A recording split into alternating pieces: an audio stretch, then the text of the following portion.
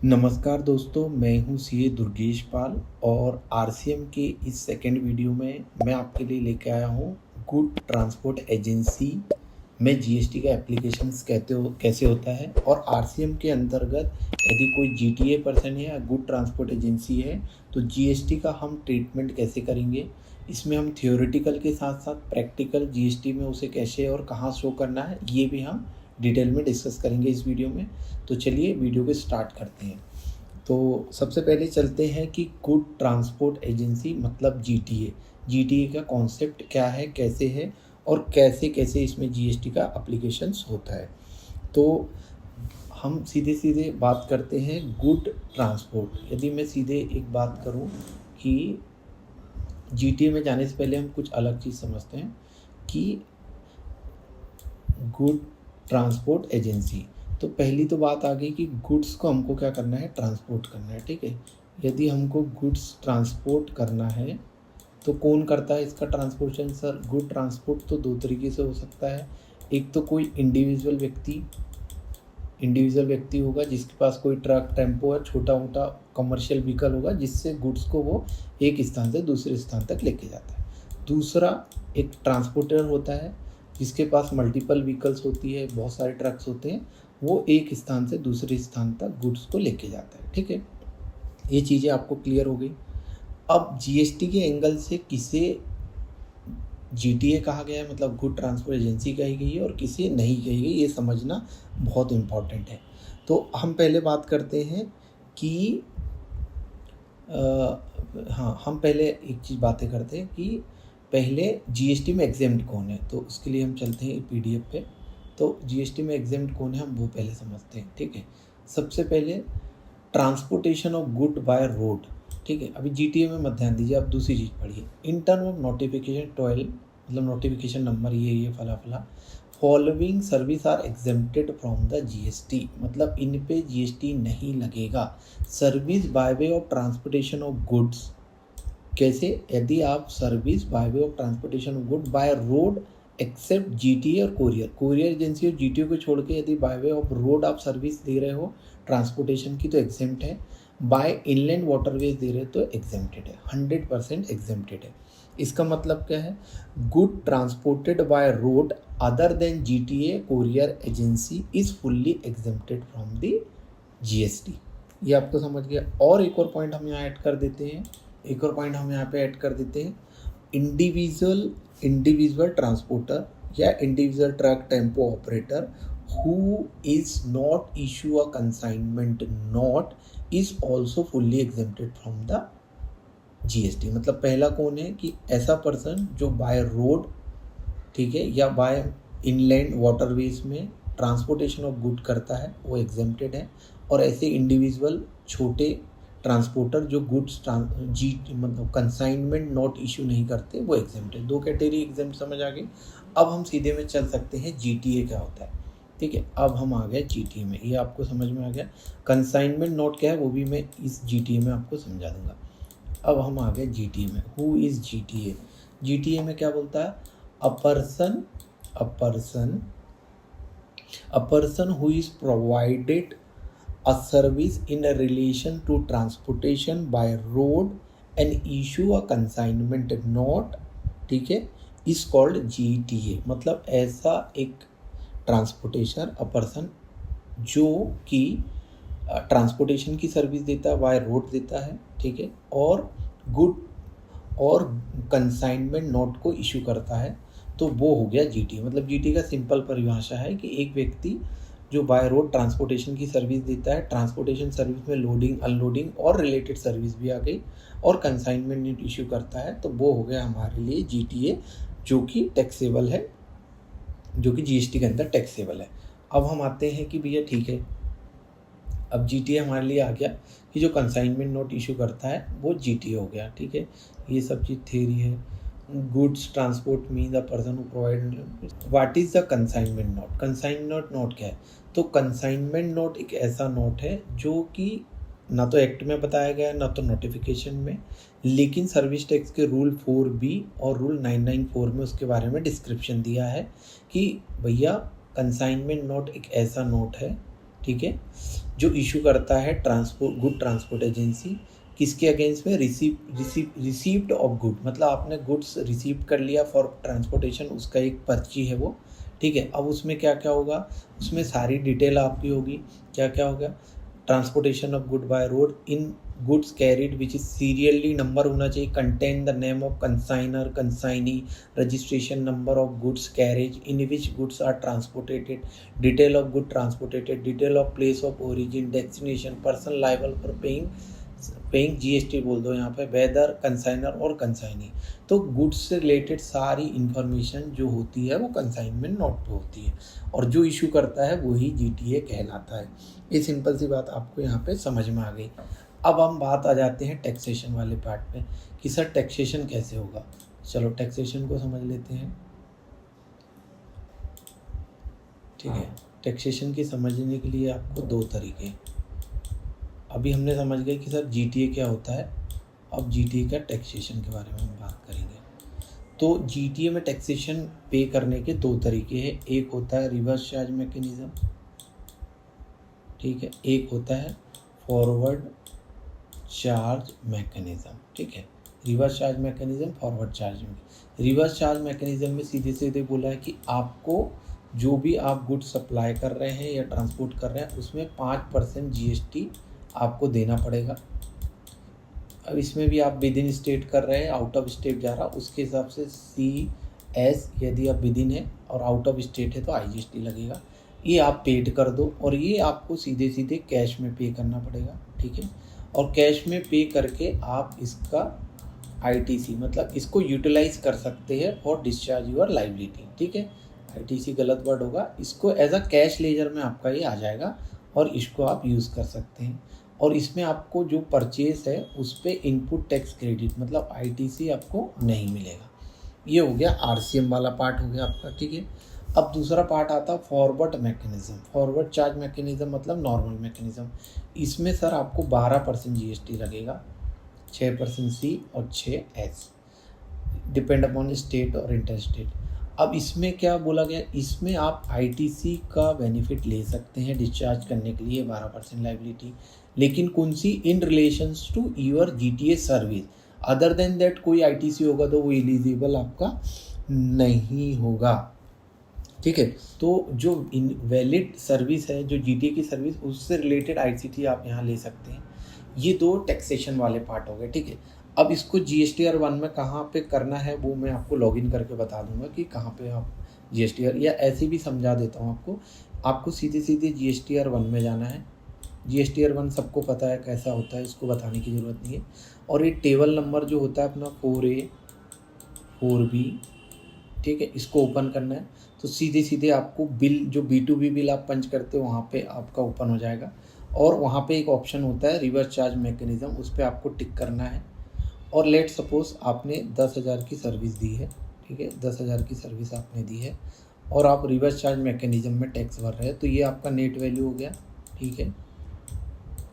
इसके ऊपर जो भी आपका 5% टैक्स आता है, 5% टैक्स आता है 500 रुपये, मतलब 250 रुपये CGST और 250 रुपये SGST आता है, ठीक है। तो आपको क्या करना है, नेट वैल्यू में लिखना है इतना और टैक्स में लिखना है इतना, परसेंटेज में 5% लेना। लेकिन आपको ग्रॉस वैल्यू में भी आप यहाँ ध्यान रखना, आपको ग्रॉस वैल्यू पे ही 10,000 लिखना है। वहाँ पे आपको मतलब वहाँ पे आपको 10,500 ना लिख के 10,000 ही लिखना है। और ये जो अमाउंट है आपके GSTR 1 में जाएगा और सिमिलरली आपके GSTR 3B में इसका पेमेंट के लिए बोलेगा वो, ठीक है। जब भरेंगे तो वो GSTR B2B रजिस्टर्ड में दिख जाएगा आपको। तो ये होगी GSTR 1। और अनरजिस्टर्ड के लिए कैसा, अनरजिस्टर्ड के लिए आपको डायरेक्ट 3B में, डायरेक्ट GSTR 3B में आप उसका अमाउंट लिख सकते हैं, जितना भी अमाउंट अनरजिस्टर्ड पर्सन से रिलेटेड यदि आपको RCM में पे करना है तो, ठीक है। तो 3B में डायरेक्ट RCM में आप उसको अमाउंट ऐड कर सकते हैं और वहाँ पे कर सकते हैं, ठीक है। और सब्सिक्वेंटली आप उसका क्रेडिट ले सकते हैं, मतलब उसको यूटिलाइज कर सकते हैं। तो ये हो गया GTA का टैक्सेशन वाला पार्ट हो गया। अब GTA में और भी चीज़ें जो समझना ज़रूरी है। अभी हमने GTA में क्या समझ लिए कि किसको एग्जेम्प्ट है, GTA कौन होता है, सीधी बात, जो बिल्टी और कंसाइनमेंट नोट इशू करता है वो GTA होता है। इंडिविजुअल एग्जेम्प्ट है, बाय रोड वाले एग्जेम्प्ट है, टैक्सेशन आरसीएम फॉरवर्ड मैकेनिज्म हमने देख लिए, आईटीसी किस केस में मिलेगा किस केस में नहीं मिलेगा ये देख लिए। अब कुछ स्पेशल चीज़ है जो मैं आपको दिखाता हूँ, वो क्या है हम देखते हैं। ठीक है, इस पीडीएफ में मैं आपको पढ़ाता हूँ कि कौन सी चीज़ है जो और भी चीज़ें हैं जिस कंडीशन में जीटीए भी टैक्स नहीं पे करता, वो कंडीशन क्या है मैं आपको बता रहा हूँ। ये सब हमने डिस्कशन कर, मैं ये पीडीएफ भी आपके मतलब डिस्क्रिप्शन में इसका लिंक दे दूंगा, तो आप ये पीडीएफ को भी रेफ़र कर सकते हैं। ये वाले पॉइंट की मैं बात कर रहा हूँ। Person liable to pay GST on GTA service, मतलब इस कंडीशन में या इन सिचुएशन में जीटीए कभी भी टैक्स पे नहीं करेगा। अब कंडीशन कौन सी आ सकती है, जब जीटीए ने फॉरवर्ड मैकेनिज्म वाला ऑप्शन अडॉप्ट नहीं किया है, मतलब जीटीए बोल रहा है कि मैं 12% टैक्स नहीं भरूंगा, उस कंडीशन में ये जो कैटेगरी के लोग हैं ये टैक्स पे करेंगे। अब पढ़ लेते हैं। The liability to pay GST develops on recipients for supply of service by good transport agency, मतलब जो गुड्स रिसिपेंट है वो टैक्स पे करेगा जीटीए की सर्विस के रूप में, जब जीटीए ने ट्रांसपोर्ट किया है गुड।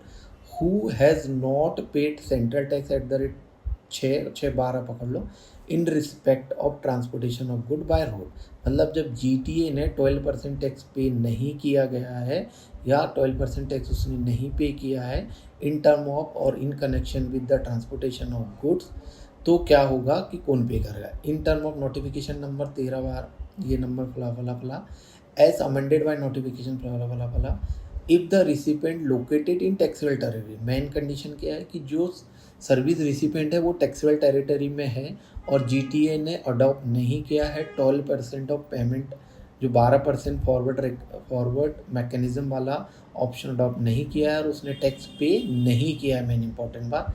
तो और ये कैटेगरी के यदि सर्विस रिसिपेंट है तो सर्विस रिसिपेंट को टैक्स पे करना। पहला क्या, एनी फैक्ट्री रजिस्टर्ड अंडर और govern by the factory act 1948, कोई भी फैक्ट्री जो फैक्ट्री एक्ट के अंडर रजिस्टर्ड है जो कि 1948 के अंतर्गत आता है, तो फैक्ट्री पे करेगी, जीटीए पे नहीं करेगा, मतलब GST. Any society registered under the society registration act 1960 under any other law for time being in force in part of India, any cooperative society established by or under any law, any person registered under Goods and Service Tax Act or Integrated Goods and Service Tax Act and State Goods and Service Tax Act और Union Territory Tax, मतलब कोई भी registered person, मतलब समझ रहे, सभी आ गए, factory आ गई, सोसाइटी आ गई, कोऑपरेटिव सोसाइटी आ गई और any registered person, any body corporate established by under any law, any partnership from whether registered और not under any law including association of person, मतलब पार्टनरशिप फर्म जो रजिस्टर्ड हो या ना हो, मतलब जो फर्म है वो रजिस्ट्रेशन की बात कर रहा है, जीएसटी रजिस्ट्रेशन की नहीं, कोई भी पार्टनरशिप फर्म जो पार्टनरशिप एक्ट में रजिस्टर्ड हो या ना हो इंक्लूडिंग एसोसिएशन ऑफ पर्सन और एनी कैजुअल टैक्सेबल पर्सन, ये सब को टैक्स पे करना पड़ेगा इंस्टेंट ऑफ जीटीए यदि जीटीए ने फॉरवर्ड चार्ज मैकेनिज्म अडॉप्ट नहीं किया है। इसका मतलब है जीटीए टैक्स पे नहीं कर रहा है, तो फिर सीधी बात है कि सर्विस रिसिपेंट को टैक्स पे करना होगा, बहुत ज़्यादा इंपॉर्टेंट है। This in cases where the service of GTA are avail by the above category of person in a taxable territory, the GTA supplier has the option to pay tax and avail ITC 12%, मतलब forward charge mechanism में उसके बाद option था कि 12% पे करके ITC ले ले, ठीक है। If the GTA does not avail this option the liability to pay GST will fall on recipient in all other cases where the recipient do not fall in the category mention above the liability will be on supplied on GTA. सीधी बात, in above category में यदि आप follow रहे तो आपको GST पे करना है, ना कि जीटीए पे करेगा। जीटीए एग्जेम्प्टेड हो गया वहाँ पे क्योंकि उसने फॉरवर्ड चार्ज मैकेनिज्म अडॉप्ट नहीं किया है, ठीक है। तो इस केस में आपको जीएसटी आरसीएम के अंतर्गत पे करना होगा। तो जीटीए क्या करेगा, अपनी जीएसटीआर1 में दिखा देगा और आपके डायरेक्टली 3B में वो देखेगा और आपको वो जीटीए को पे, मतलब आपको गवर्नमेंट को वो पे करना पड़ेगा। तो आपने ये वाली बात चल रही है वो, मतलब सीधी सीधी इनडायरेक्टली बात ये हो गई कि ये वाली बात है, जब कोई GTA ये वाला ऑप्शन अडॉप्ट करता है तब की बात हो रही है। मतलब ये उसने अडॉप्ट नहीं किया, ये किया तो सर्विस रिसिपेंट को नहीं देना, ये किया तो सर्विस रिसिपेंट को सीधे सीधे देना होगा, ठीक है। अब हम बात करते हैं और भी एक कुछ इंपॉर्टेंट बात है। GTA सर्विस स्पेसिफिकली एग्जेम्प्ट किन किन कैटेगरी में? Service provided by good transport agency bye way of transportation in a goods carriage of agriculture produce, goods were considered charge for transportation of good on consignment transported in single carriage does not exist 1500 रुपये से exceed नहीं है तो goods were consideration charge for transportation of all such good for single consignee does not exceed rupees 750 750 single और 1500, ठीक है। अब बातें हैं milk, salt, fold grain including flour, pulse and rice, organic manure, newspaper magazine registered with the register of newspaper, relief material means victim natural man made disaster, climate accidental misship etc, defence और military equipment, इन सब cases में exempt है। और एक और बहुत important बात है, is also exempt in term of central taxes. Service by way of giving on hire, मतलब GTA यदि कोई सर्विस ऑन हायर लेता है तो भी एग्जेम्प्ट है, मतलब to good transport agency I mean और transportation of good. Thus if the GTA hire I mean transportation of goods no GST is liable to pay, मतलब GTA यदि किसी एजेंसी या किसी ट्रांसपोर्टर को हायर करता है तो हायर के केस में GTA नहीं लगेगा, उनके बिटवीन की बात हो रही है, ठीक है। सिग्निफिकेंट कंक्लूजन वगैरह है, ठीक है। तो आप समझ गए होंगे, आई होप कि अपन जो डिस्कशन की है कि क्या चीज़ है। तो सीधी बात है कि आप GTA हैं तो आपके पास दो ऑप्शन अवेलेबल है कि RCM में 5% का टैक्स पे कर दो, ठीक है। RCM में 5% वाला टैक्स वाला ऑप्शन है या 12% वाला है। यदि 5% वाले टैक्स में आप जाएंगे तो आपको ITC नहीं मिलेगा, 12% में जाएंगे तो पूरा ITC आप यूटिलाइज़ कर सकते हैं। यदि आपने ये ऑप्शन अडॉप्ट ना करके ये ऑप्शन अडॉप्ट किया तो सर्विस रिसिपेंट जो है उसको GST पे करना ज़रूरी है। मतलब ये आप तो GSTR 1 में आपके डालेंगे, लेकिन होगा क्या कि वो जो पेमेंट आपको वो सर्विस रिसिपेंट को भी दिखेगा, ठीक है, कि उसके आपने यहाँ पे चढ़ा दिया, पेमेंट वहाँ से होगा, ठीक है। तो GTA के दो ऑप्शन रहते हैं, RCM 5%, RCM 12%, और एग्जेम्पशन की भी हमने बात कर ली है। तो ये होता है GSTR 1 में हमको कहाँ पे दिखाना है, टेबल नंबर 4B में हमको दिखाना है, जो पहले टेबल होता है वहाँ पे हमको दिखाना है, ठीक है। तो ये सारी RCM और GTA का डिस्कशन था। I hope